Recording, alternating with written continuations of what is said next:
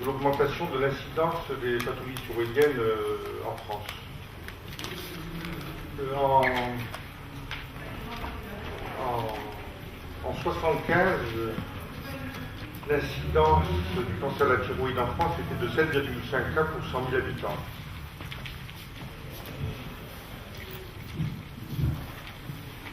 Donc en 1975, 1,5 cas pour 100 000. En 1985, 2,5 cas pour 100 000.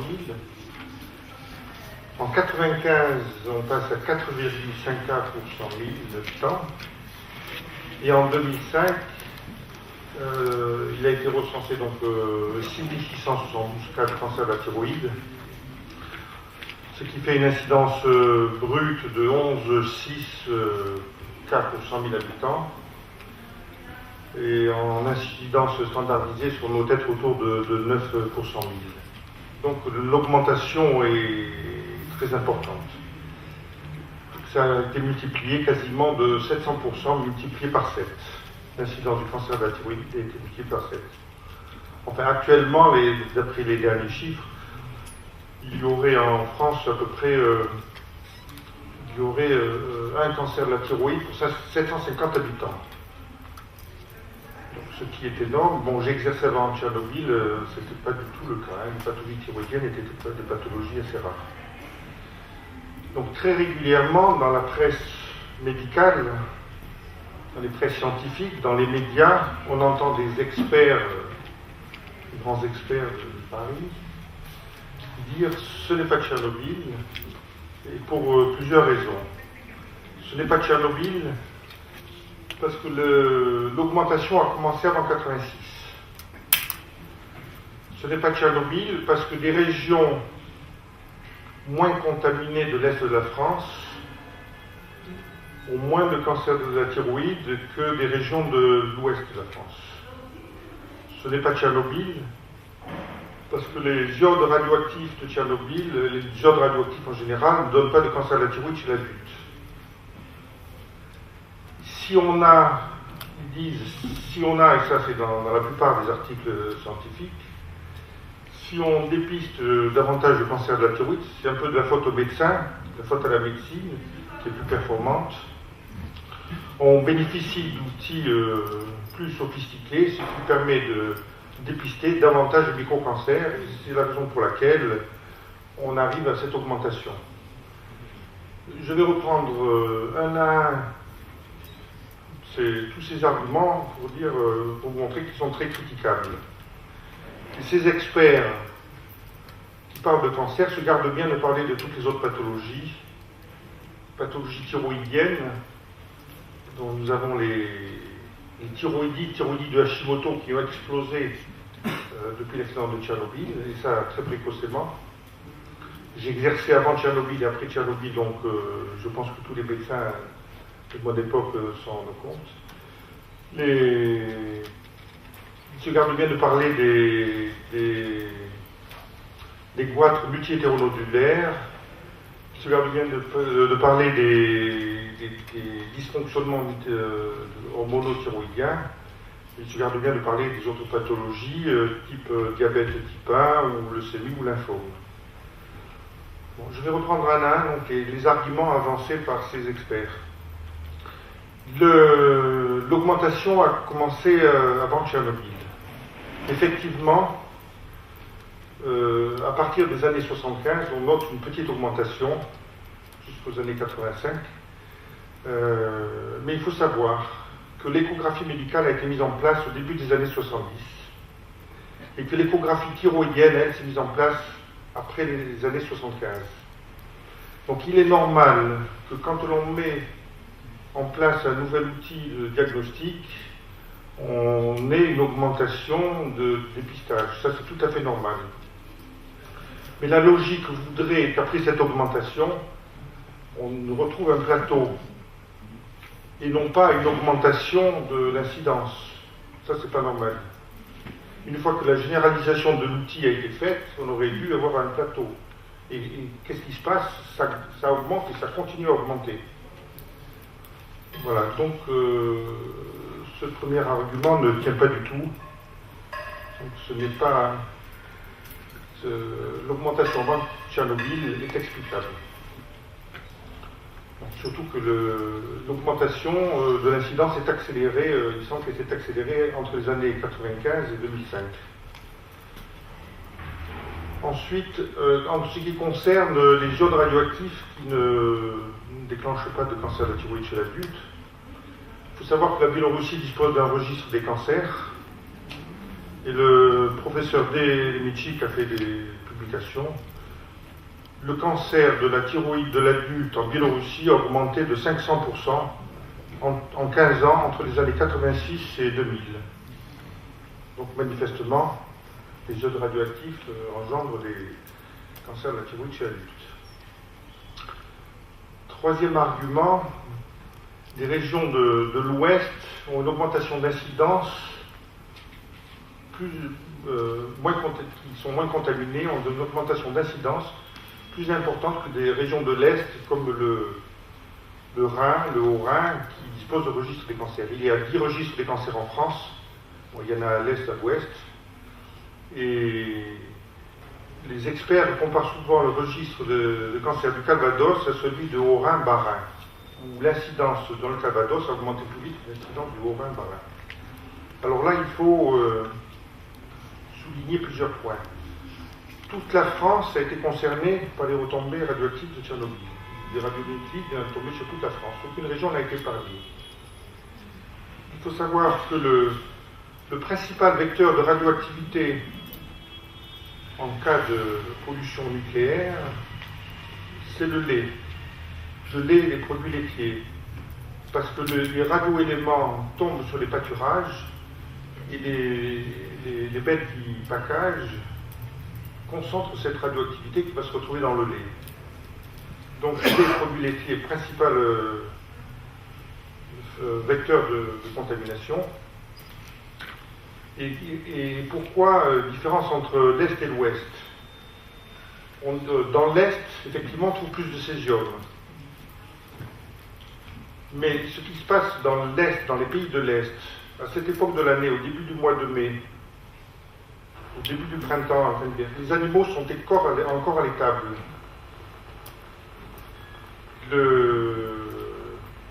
Nourris avec des ensilages du foin récolté l'année précédente, donc du fourrage sain. Tandis que dans l'ouest de la France, où le climat est plus doux, le Calvados, c'est la Normandie, c'est une région laitière, il y a beaucoup de fermes, on fait de l'autoconsommation. Dans l'ouest de la France, à cette époque de l'année, les troupeaux sont déjà dehors. Donc on peut emmagasiner davantage de radioactivité, davantage d'eau radioactive qui se retrouvait dans le lait. Voilà. C'est une des raisons pour laquelle on peut avoir plus de pathologies, une augmentation plus importante de pathologies thyroïdiennes dans l'ouest de la France que dans l'est. De même pour les jardins. L'est a un climat plus continental, les jardins sont en retard par rapport à l'ouest. À l'ouest, on va commencer à consommer des radis, des blettes, des légumes à la feuille. En Corse, ça c'est évident, pas de problème. Au début du mois de mai, on consomme des blettes, poireaux, asperges, pissenlits, pas mal de choses au début du mois de mai. Ce que l'on ne fait certainement pas dans les régions de l'Est de la France. Il faut souligner un autre point, il faut prendre en compte le mode de dépôt. Si dans des régions on a beaucoup de césium sur le territoire français, cela veut dire qu'il y a peut-être eu des précipitations importantes qui ont entraîné les radioéléments dans le sol. Bien dans le sol, dans la terre. Mais ces radioéléments, il leur faut un certain temps pour remonter par le système racinaire dans la plante. Par contre, dans certaines régions où il y a eu une contamination par bruine, brouillard ou des dépôts secs, c'est essentiellement la partie aérienne des végétaux qui a été imprégnée par les radioéléments. Donc, dans une région où on a pu avoir moins de césium dans le sol, on a pu avoir une plus forte contamination par les iodes et les autres radioéléments de Tchernobyl. Parce que par alimentation directe ou par l'intermédiaire des produits végétaux et animaux. Voilà, c'est un point important. Il est très important de prendre en compte le type de dépôt, au niveau du sol. Donc, je pense qu'il n'est pas très honnête de vouloir établir une corrélation entre césium dans le sol et pathologie thyroïdienne. Il faut plutôt prendre en compte le mode de vie, les habitudes alimentaires, la ruralité, les populations pastorales, les comparer les populations citadines, plutôt que de comparer, comme le font les experts, l'Est et l'Ouest. Voilà. Autre argument, pour ce qui concerne la Corse, donc il faut savoir qu'on était particulièrement contaminé. Les dépôts au sol et le travail de la CRIRAD, les fourchettes vont pour le césium de 4 à 40 000 becquerels de césium au mètre carré. Pour l'iode, c'est de 20 000 à 400 000 becquerels d'iode 131 au mètre carré. Si on veut parler des iodes 132, il faut multiplier par 3. Donc on dépasse le million de becquerels par mètre carré. C'est très important. Il faut savoir que les produits laitiers donc, ont récupéré cette radioactivité parce qu'en Corse, les animaux sont en stabilisation libre, ils ne sont jamais à l'étable, quelle que soit la saison. Donc, et que les laits de chèvre et de brebis concentrent particulièrement la radioactivité. On a eu des laits supérieurs à 10 000 becquerels par litre, ce qui est énorme. Pour le CEA-IPSN, on a même avancé des chiffres de 100 000 becquerels par litre sur la côte orientale. Quant aux pathologies thyroïdiennes, j'ai tout d'abord étudié au niveau des hypothyroïdies néonatales. La Corse, il y a 2800 naissances par an. Il y avait avant Tchernobyl à peu près un cas d'enfants nés avec une hypothyroïdie néonatale. Et en 86, il y a eu 5 cas. Et de même, j'ai regardé ce qui se passait sur la Côte d'Azur, Provence-Alpes-Côte d'Azur, en région PACA. Il y avait une moyenne de 9 cas par an avant 86. Et en 86, on a eu 23 cas. Donc, ça, c'est très curieux. Voilà. Et quant au cancer thyroïdien de l'adulte, je vais reprendre l'étude de l'Institut de veille sanitaire qui a été faite en 97-2002 pour le cancer de thyroïde de la femme. On arrive au niveau le plus haut des régions où l'incidence est la plus forte en France. Mais pour les hommes, on a une incidence 3 fois plus élevée que la moyenne nationale et 2 fois plus élevée que celle qu'on trouve dans le Doubs, qui est le registre des cancers, où on enregistre la plus forte incidence de cancer de la thyroïde chez l'homme. Donc, entre les deux, on a vraiment très largement la plus forte incidence de cancer de la thyroïde en Corse, sachant la contamination du sol, connaissant les contaminations des produits alimentaires, connaissant les habitudes alimentaires des Corses qui en font une population particulièrement vulnérable avec ses habitudes alimentaires. Les produits laitiers à base de lait de chèvre et de brebis sont la base de l'alimentation. Et avec l'incidence la plus forte, il est évident qu'on a un très fort faisceau de présomption entre la contamination de Tchernobyl et ces pathologies thyroïdiennes. Donc il est évident qu'à l'époque, les pouvoirs publics connaissaient la situation. On savait que le lait était fortement contaminé à plus de 10 000 becquerels par litre. D'ailleurs, il y a eu une commission interministérielle le 6 mai 86 où quelqu'un a fait état de cette chose-là, de la contamination du lait de chèvre brebis à plus de 10 000 becquerels. Et il a été décidé en commission interministérielle de ne rien faire. Donc une attitude criminelle des pouvoirs publics. Voilà. Et depuis cette époque-là, on essaie de faire reconnaître l'erreur par l'État. difficile, il n'y a rien à faire. Mais tant que l'erreur ne sera pas reconnue, on ne pourra plus à jamais avoir confiance dans le système de radioprotection français. Tant que les coupables ne seront pas condamnés, on ne pourra pas avoir confiance dans le système de radioprotection français. Voilà. Mais ce qui est très grave également, c'est que depuis 86, on essaie d'avoir un registre des cancers, on essaie d'avoir une étude épidémiologique pour étudier l'impact de Tchernobyl. C'est encore facile maintenant. Il suffit par exemple de comparer une cohorte, une population qui est née avant Tchernobyl, qui a subi de plein fouet les effets des radioéléments de Tchernobyl. Une population qui est née après Tchernobyl, donc qui n'a pas été soumise aux iodes de Tchernobyl, puisque la période est assez courte, de l'ordre de 8 jours, c'est-à-dire qu'en 3 mois, on n'avait plus rien dans l'environnement.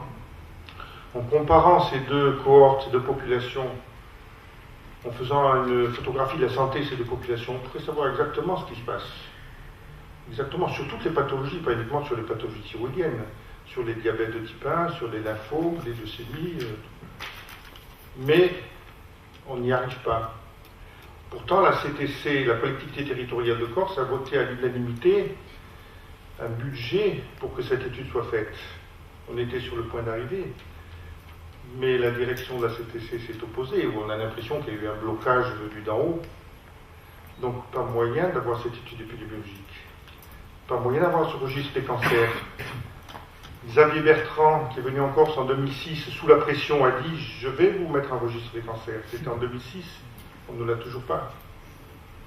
On ne l'a toujours pas. Donc, il y a des politiques qui verrouillent la science par l'intermédiaire du préfet. Voilà ce que j'avais à dire.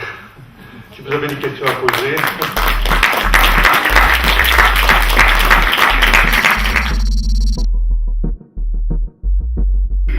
Quelques éléments d'information là-dessus. Oui, effectivement, la CLIRAD est plus de 500 malades de la thyroïde aujourd'hui à titre personnel. Donc la CLIRAD en tant qu'association et donc des personnes physiques. L'Association française des malades de la thyroïde a déposé plainte, donc c'était en mars 2001. Je dis bien mars 2001, il y a des témoins dans la salle d'ailleurs. Et la plainte est toujours en cours d'instruction. Oui, elle est en cours d'instruction. Le dossier n'est pas fermé. Ça aboutit quand même à la mise en examen du professeur Pellerin en juin 2006. C'est pas rien. C'est pas rien. Mais on ne sait pas comment va se terminer l'affaire. Parce que grâce à la juge d'instruction, et avec le peu de moyens qu'elle a eu, elle a quand même réussi à sortir des placards, des documents comme ça a été fait parler de Denis Fauconnier, c'est-à-dire le fait qu'on a trouvé dans les archives des accords de réunion, des documents qui permettent de savoir qu'au plus haut niveau de l'État, à l'époque, on était parfaitement au courant de la situation, y compris en Corse. Hein. Donc c'est bien sciemment qu'on n'a pris aucune précaution. N'empêche que ça n'aboutit que à la mise en examen du professeur Pellerin, donc il y a bientôt 3 ans maintenant, il y a 3 ans, que M. Pellerin s'est présenté à une audition au début, puis qu'il s'est fait porter malade. Alors certes, il n'est pas tout jeune, il est effectivement un peu malade, sauf que la juge n'arrive pas à organiser des auditions chez lui, il ne se rend plus aux convocations, et que sous la menace de je ne sais plus comment, elle a réussi à le faire venir il y a 6 mois, c'était au printemps 2009, c'est ça. Sauf que son avocat, qui a été commis par le ministère de l'Intérieur, l'avocat du professeur Pellerin et du ministère de l'Intérieur, et lui a intimé visiblement l'ordre de ne pas dire un seul mot. Et effectivement, nous avons eu le compte-rendu de la dernière audition, il n'y a pas le professeur Pellerin, et qui lui a envie de se justifier, ne peut pas le faire, il fait qu'on n'en saura pas plus. Quant aux derniers actes qui sont avant la clôture du dossier, la juge attendait le résultat d'une étude, d'une expertise qu'elle a justement lancée sur la Corse, sur lequel dont elle a aujourd'hui le résultat, qui devrait logiquement amener à la clôture du dossier, qui va être transmis au procureur. Est-ce que le procureur suivra ou pas? Ça, j'en sais rien. Par contre, tu peux peut-être dire 2 mots sur l'étude, l'expertise qui a été commandée par la Corse, sur la Corse. Il y a eu une expertise dans un cabinet médical corse le seul endocrinologue de Haute-Corse qui s'est installé avant Tchernobyl, il a dû s'installer dans les années 81, donc il a exercé après. Et donc je l'avais interrogé à l'époque pour savoir s'il avait remarqué quelque chose après l'accident de Tchernobyl, 2 ans après. Il m'a dit effectivement, j'ai une forte augmentation des pathologies thyroïdiennes de ma clientèle. Ça a augmenté et il m'avait donné les chiffres exactement, les augmentations pathologie par pathologie. Donc ce médecin-là s'est arrêté d'exercer et ces dossiers ont été étudiés par le parquet de Paris, avec des experts du parquet de Paris, et ils ont confirmé, eux, une forte augmentation des pathologies thyroïdiennes dans ce travail. Mais je ne pourrais pas vous donner de détails. Je voudrais ajouter une autre chose. Quand tout à l'heure je vous parlais de différence entre la région Est-Ouest, où on compare le Calvados avec le Haut-Rhin, les experts. Il leur a échappé que le Calvados n'était pas très loin de la Hague, et que c'était peut-être pour cela que les pathologies thyroïdiennes augmentaient plus vite que dans l'Est de la France. Donc on est sous le panache des vents d'Ouest. Je pense qu'ils avaient oublié de penser qu'on relèverait ce détail.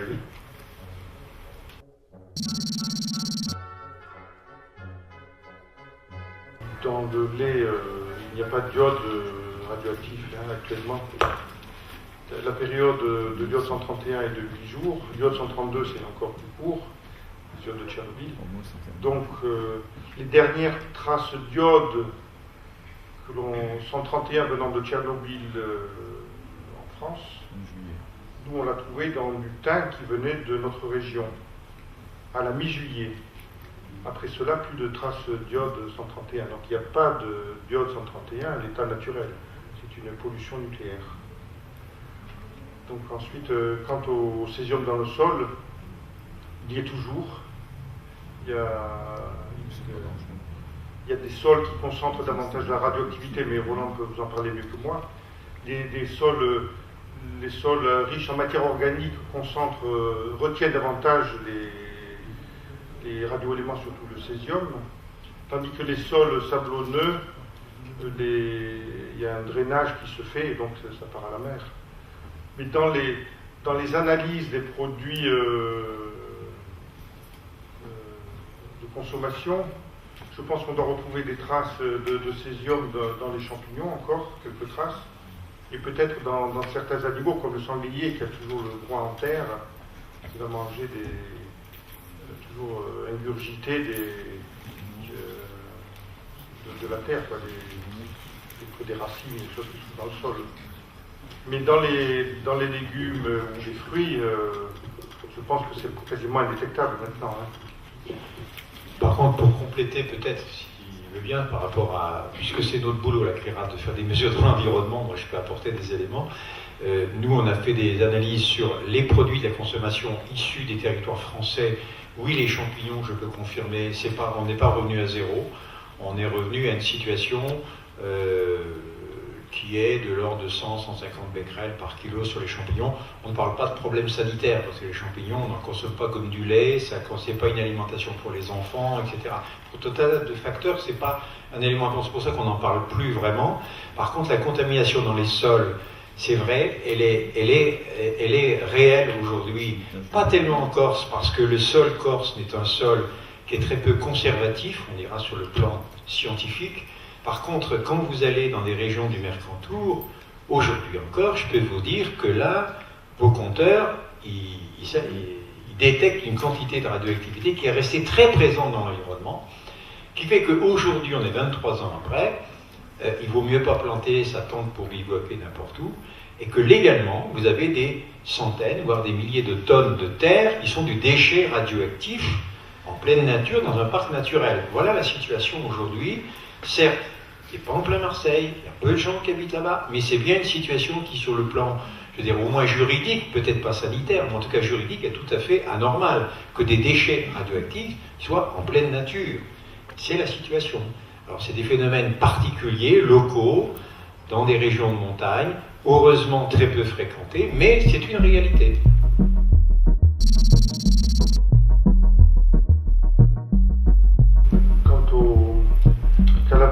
de l'évothyrox, c'est évidemment, on y a pensé tout de suite, essayer de chiffrer les augmentations de vente de l'évothyrox. Et ça, c'est secret défense. Personne n'a réussi à... j'ai adressé, j'ai indiqué même à Odile Berthelin-Geoffroy, j'ai même donné le tuyau.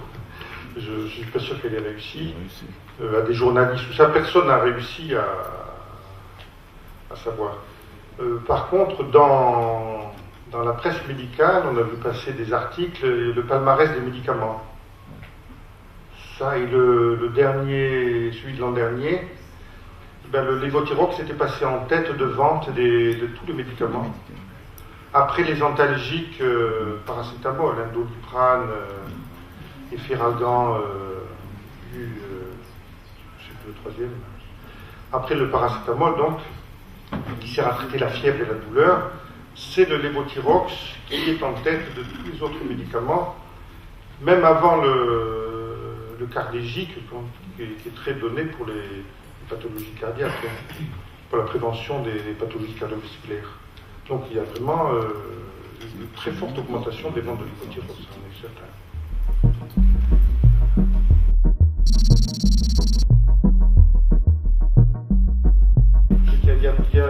Il y a trois types d'hypothyroïdie néonatale. Il y a les agénésies, les ectopies et les atrophies, il me semble, me souvenir de ça. Si c'est une ectopie, on exclut les problèmes de pollution nucléaire, de l'effet de l'iode radioactif pendant la grossesse. Mais si c'est une atrophie, on peut suspecter une destruction de la thyroïde par les radioéléments ingurgités. Bon, la thyroïde fétale commence à être en activité, je crois que c'est à partir de la 12e semaine de grossesse. Donc l'iode radioactif que peut ingurgiter la mère va se concentrer beaucoup à cette époque-là dans la thyroïde fétale et peut la détruire parce que les doses, je crois que la dose de la thyroïde fétale est 20 fois supérieure à la dose que pourrait avoir la mère à sa propre thyroïde. Donc, si c'est une atrophie, une ectopie, je crois que ça ne peut pas être une pollution nucléaire, mais si c'est une atrophie, ça peut être. Donc, mais dans les comptes rendus, je pense que vous avez dû l'avoir. Vous devez savoir si c'est une ectopie, une atrophie ou une agénésie. Oui. Donc, le nuage a passé sur toute la France, c'est pas de problème. Il suffit d'avoir bu du lait frais à une période critique ou manger une salade à une période critique pour que ça ait eu un impact sur la thyroïde fétale. Parce que si l'accouchement s'est passé en décembre, en mai 86, la thyroïde de l'enfant était en pleine activité, donc elle a pu être agressée par les iodes de Tchernobyl. Les iodes 131 et 132. Il suffisait de respirer, mais aussi d'ingurgiter certains aliments particulièrement contaminés. Surtout des légumes à larges feuilles et du lait frais ou des produits frais.